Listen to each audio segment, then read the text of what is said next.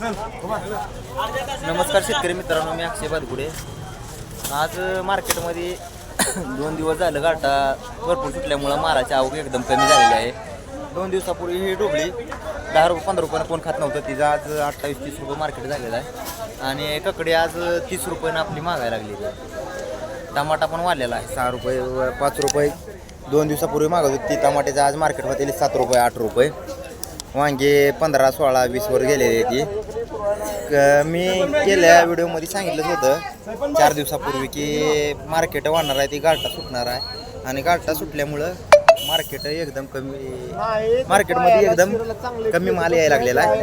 त्यामुळं मार्केट वाढली ती, सगळ्याच मालाची मार्केट वाढायला लागली ती.